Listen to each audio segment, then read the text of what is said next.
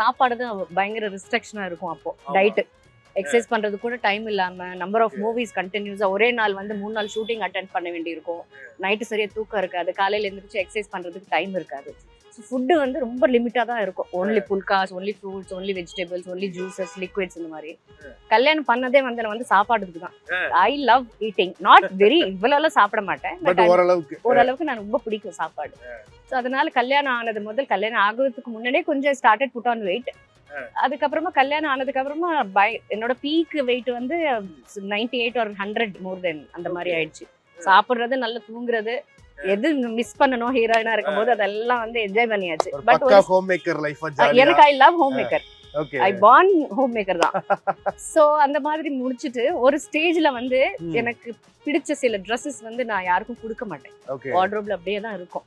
கல்யாணம் ஆன புதுசுல போட்ட ஒரு ட்ரெஸ் வந்து நான் போடணும்னு தோணுச்சு எங்களோட ஆனிவர்சரிக்கு. ஐ ஜஸ்ட் எடுத்துட்டு அது போடும்போது தான் எனக்கு தெரிஞ்சது எவ்வளவு வெயிட் நான் புட்டான் ஆயிருக்கேன். மேரேஜுக்கே கொஞ்சம் சப்பியா தான் இருந்தேன். பட் அது கீழே இறங்கவே மாட்டேங்குது அந்த top. So I made up my mind I want to lose weight. அப்ப ஆரம்பிச்சுதான் இப்போ இப்படி